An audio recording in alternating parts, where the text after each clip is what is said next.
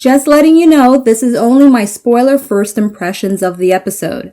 Check my pinned comment for a free gift related to this video. And to watch my unfiltered reactions with exclusive bonuses, join my Asha Media TV Club. The link is in the description box below. Now, here's my afterthoughts of this episode of Supernatural.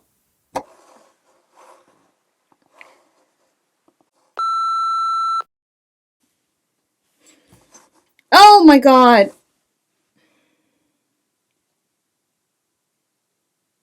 Was it really necessary? Okay, that's it. That's it, people. This is officially their thing, right? Just confirm that. You don't need to go into spoilers. It's their thing. We kill the women when we're ready to. And then, we use the thing of the fact that they can come back to life at any point as a ghost or whatever, because, it is supernatural. So, what? Is it the ratio to just have one main woman per season be the thing, and then we get rid of them? I normally don't go into gender stuff, people. I normally don't. But this is very blatantly very much that. And so now I'm just like, okay. I'm at a crossroads, literally a crossroads of, do I just go with this as being the thing they do for Supernatural and like it because everyone else does? Or, fudge. I don't like this pattern. I don't. It's just ridiculous. This is Charlie. This is Charlie. She's... I don't want to go on a rant as well because I know there's so much more, and God knows, the next episode they find a way to bring her back to life, because this is a really major character that has, endeared, I'm sure, millions of fans by this point in the series. And I have a hard time believing it's just, okay, Felicia Day maybe moved on to other things and we have to kill her off. I guess that could be the case.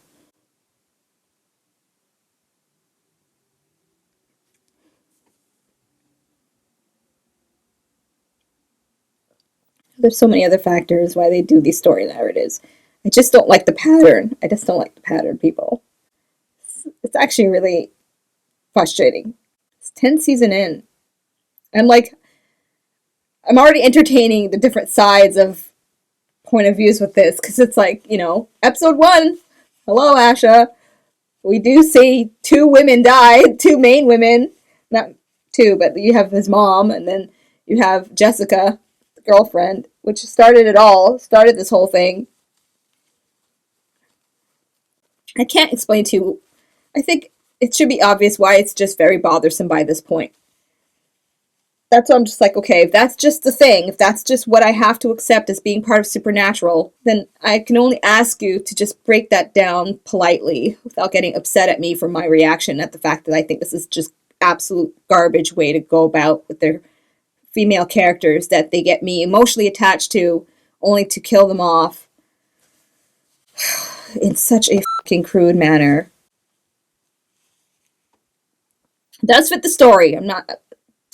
This is where it's crazy for me right now, because this is a fantastic episode for what it's worth. And then you just have this whole thing with Charlie like this. So it's not like it doesn't fit, okay? Just know that I acknowledge that. I acknowledge these things. I just don't like the how. The what is great. The what is excellent. Yes. And now I'm just like, well, if Charlie's out, Jody's next. Rorena's next. Maybe that's the point, right? Last men standing will be the Winchesters. And I'm just going to say this right now, and I won't repeat it. It's the only time I'll say it in this video. And if I choose to repeat it, I might, because I do have a pattern of repetition, but I don't plan on it.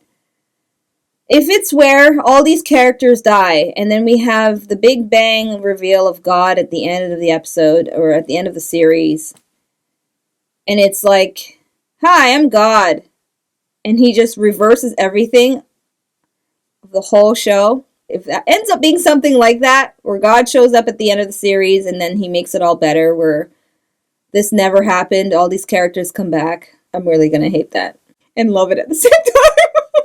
I have to admit that too. Okay, I'm a bit too shell-shocked right now. So I'm just going to keep this short. I think I've actually had enough of an outburst for this one. Let me at least give you a scene.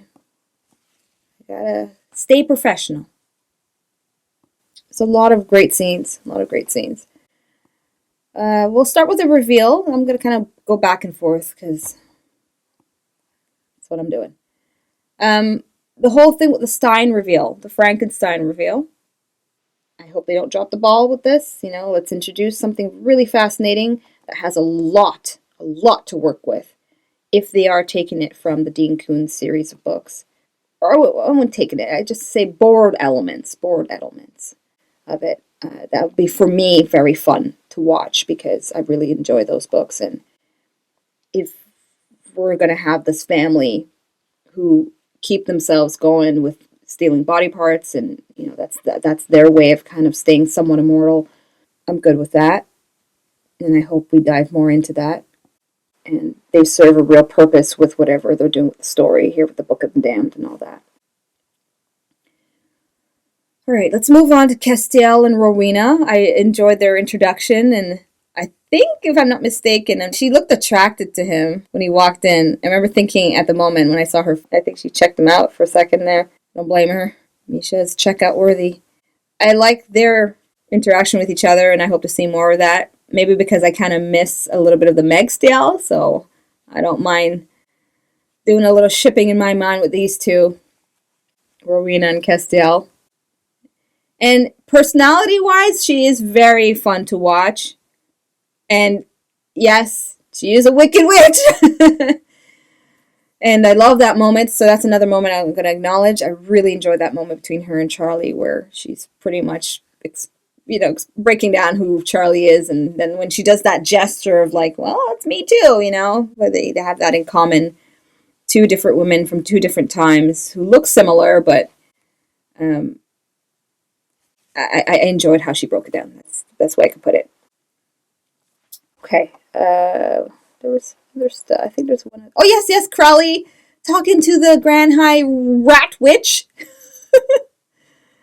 Yeah, so I stand by what I was saying in my reaction. Pretty much, if he understands her, why doesn't she just give him a spell? Unless she doesn't know the spell that Rowena used, which I have a hard time believing since she was a Grand High Witch kind of thing. So wouldn't she not know how to turn herself back into it? And Crowley has done witchcraft before. Or is that he needs to be an official witch? Which he can get, right? He can hire a witch to that. Anyways, okay. You know what I'm getting at with that. I'm just saying it's a little odd on that end. But if you know why it's not odd, tell me, okay? All right. And then we have the end. The whole thing with getting the information out right on time, standing your ground to try to defend yourself against the coming evil, which is that Stynes are ready to pounce on our Charlie, and she dies saving the Winchesters. So it fulfills what Rowena said at the beginning, the whole thing about the Winchesters being their undoing.